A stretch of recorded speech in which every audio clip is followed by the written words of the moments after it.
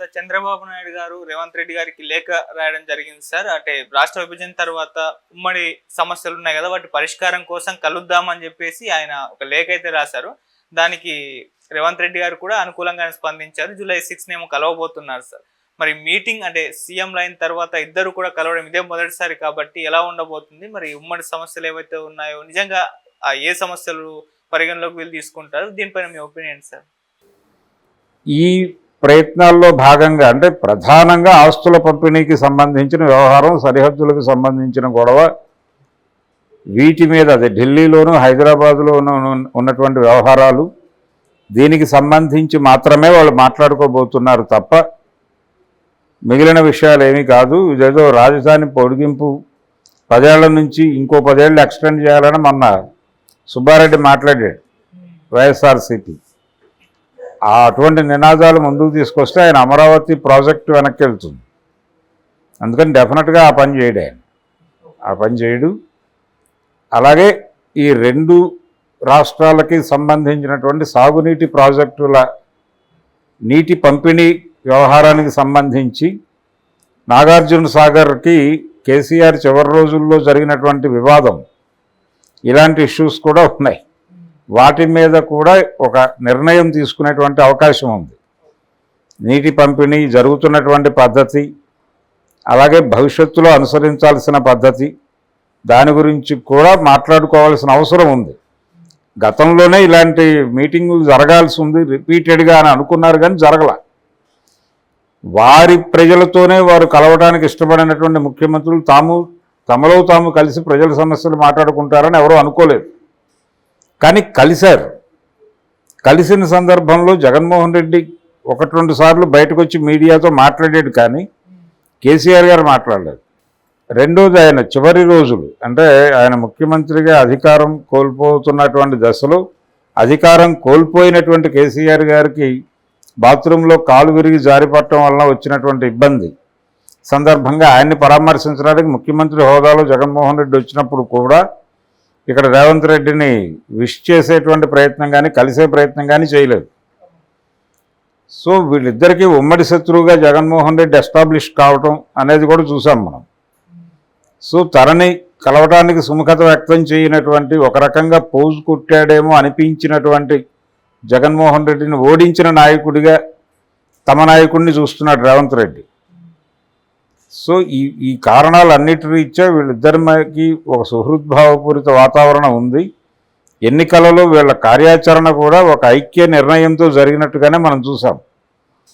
ఆయన తెలంగాణ అసెంబ్లీ ఎన్నికల్ని పక్కన పెట్టేశాడు, తెలుగుదేశం పార్టీని పోటీకి పెట్టలా.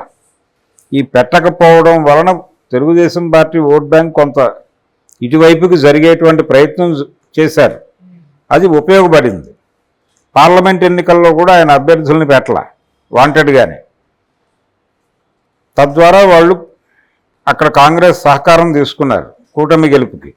ఏపీలో కూటమి గెలుపుకి సహకారం తీసుకోవడం ద్వారా వాళ్ళు కాంగ్రెస్ పార్టీకి ఇచ్చిన భరోసా ఏమిటి? మేము వైఎస్ఆర్సీపీని అధికారంలోంచి పక్కకు తొలగిస్తే ఆ గ్యాప్లో మీ పార్టీని మీరు బలోపేతం చేసుకోవడానికి మీ ప్రయత్నం మీరు చేసుకోండి, మీకు మేము ఒక ప్రాతిపదికను కల్పిస్తాం సక్సెస్ఫుల్గా అని ఒక హామీ ఇచ్చారు. దానిని అది జరిగింది. ఆ ప్రకారం తమ మీడియా మొత్తాన్ని కూడా కాంగ్రెస్ పార్టీ ప్రచారానికి వినియోగించుకోవడానికి కూడా వాళ్ళు సహకరించారు, అప్పచెప్పారు. అది చూసాం మనం. జ్యోతి ఈనాడు కాంగ్రెస్ పార్టీని ఎలా భుజాన వేసుకుంది అనేది అక్కడ మాత్రమే కాదు, ఇక్కడ కూడా. ఆంధ్రజ్యోతి రాధాకృష్ణ గారు ఎన్నిసార్లు రేవంత్ రెడ్డి గారితో ఇంటర్వ్యూలు చేశాడు. ప్రభుత్వ నిర్ణయాలను ప్రజల్లోకి పంపు చేయడానికి తెలుగుదేశం మీడియా ఇక్కడ కాంగ్రెస్ పార్టీతో కలిసి ప్రయాణించినటువంటి విధానం ఏమిటి అనేది మనకు అర్థమవుతుంది క్లియర్గా. కాబట్టి మిత్రపక్షాల నాయకులు కలుస్తున్నట్టుగానే చూడాలి దీన్ని. ఆయన బీజేపీతో ఉన్నాడు. బీజేపీ కేంద్ర స్థాయిలో కాంగ్రెస్కి భిన్నంగా, అంటే కాంగ్రెస్తో పోటీ పడుతోంది, కాంగ్రెస్ బీజేపీతో పోటీ పడుతోంది జాతీయ స్థాయిలో. అవి 2 వైరిపక్షాలు అయినప్పటికీ ఇక్కడ మిత్రపక్షాలుగా వ్యవహరిస్తున్నారు. అందుకనే చంద్రబాబు నాయుడిని కొంచెం ప్రత్యేక కేటగిరీలో ఉంచి మోడీ గారు చూస్తున్నాడు.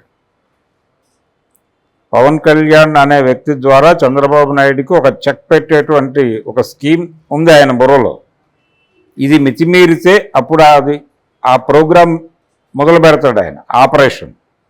ఆపరేషన్ పవన్ కళ్యాణ్ అనేది మొదలు పెడతాడు. అది మొదలు పెట్టకుండా ఉండటానికి వీళ్ళు ఏ మేరకు ఉండాలో ఆ మేరకు ఉండాలని కూడా చంద్రబాబు నాయుడు చాలా కేటగారికల్గా ఉన్నాడు. ఆయన నిన్న ఒక మాట అన్నాడు, 4.0 నేను ఇప్పుడు అన్నాడు.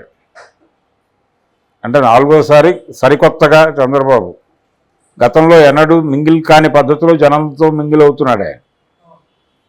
గతంలో అధికారుల మీద ఒంటికాలతో జనం సమక్షంలో లేవటం ద్వారా హీరోయిక్ ప్రొజెక్షన్ ఇచ్చే ప్రయత్నం చేశాడు ఆయన. అది ఇప్పుడు చేయట్లా. తన పార్టీలో తన మీద నెగిటివ్గా మాట్లాడిన వాళ్ళని కూడా క్షమాగుణంతో హక్కును చేర్చుకుంటున్నాడు తప్ప మీదపడి కరవటం లేదు.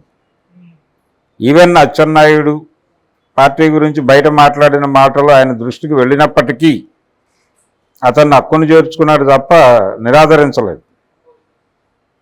ఇలా మారిన చంద్రబాబును చూస్తున్నాం మనం. చాలా తొందరగా సమస్యలన్నీ పరిష్కరించేస్తున్నాడు. ఇతను ఏదో పరిపాలన చేస్తున్నాడు.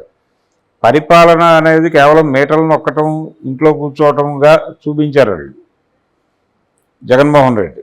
అది కాదు పరిపాలన అంటే. రోజువారీ యాక్టివిటీ ఉండాలి, ఒక పొలిటికల్ ప్రోగ్రాంలో ప్రభుత్వం ఇన్వాల్వ్ అయి ఉండాలి అనేటువంటి విషయం, ప్రజలతో మింగిలై నడవాలి, ప్రజల అభిప్రాయాలు తీసుకుంటూ నిర్ణయాల్లో అది ప్రతిఫలిస్తున్నట్టుగా ఒక ప్రొజెక్షన్ ఇవ్వాల్సిన అవసరం ఉంది అనేది చంద్రబాబు గుర్తించి చేస్తున్నాడు. ఇది అందుకనే తనే లేఖ రాశాడు. తనే లేఖ రాసి దాని సారాంశం 2 రాష్ట్రాల మధ్య అపరిష్కృతంగా ఉన్నటువంటి ఆస్తుల పంపిణీ వ్యవహారాలు, ఇతర సమస్యలకి సంబంధించినటువంటి కొన్ని నిర్ణయాలు తీసేసుకుని 10 ఏళ్ల పాలనలో జరగనటువంటి ఒక నిర్ణయాన్ని మేము తీసుకున్నాము 2 రాష్ట్రాలకి ఉపయోగపడే పద్ధతులు అనేది ప్రజల్లో పంపు చేయటం ఇప్పుడు ప్రోగ్రాం. ఇది ఇక్కడతో తెగుతుంది అక్కర్లేదు. దానికి ఒక అంకురార్పణ వేస్తారు. అంటే ఒక ప్రాతిపదిక నిర్మించడం కోసం రేపు 6వ తారీఖు సమావేశం అవుతున్నారు. దీని అవుట్కమ్ నుంచి భవిష్యత్తు ఆధారపడి ఉంటుంది. ఇది ఒక మీటింగ్తో తేలే వ్యవహారం కాదు. వీళ్ళు దశల వారీగా కలిసి ఆంధ్ర, తెలంగాణ, తెలుగు రాష్ట్రాల మధ్య ఉన్నటువంటి అనేక విషయాలు, ఆస్తుల పంపిణీతో సహా ఇతర విషయాలు కూడా చర్చించి కొన్ని నిర్ణయాలు తీసుకుని ప్రజల మెప్పు పొందాలి అనేటువంటి మూడ్లో ఉన్నారు. ఈ రాజధాని కొనసాగింపు అనేది డెఫినెట్గా వీళ్ళ చర్చల్లో రాదు. ఎందుకంటే అమరావతి ప్రాజెక్ట్ అనేది కీలకం కాబట్టి ఆయన ఆ ప్రాజెక్టు మీద దృష్టి కేంద్రీకరిస్తున్నాడు. దాని నుంచి మళ్లింపు ఉండదు. రెండోది, ఆల్రెడీ ఇక్కడ తెలంగాణలో ఏ డిపార్ట్మెంటు లేదు, అన్నీ వెళ్ళిపోయినాయి ఆల్మోస్ట్. కాబట్టి ఇప్పుడు ఆ ప్రస్తావన ప్రసక్తి రేపటి సమావేశంలో వచ్చే అవకాశం లేదు.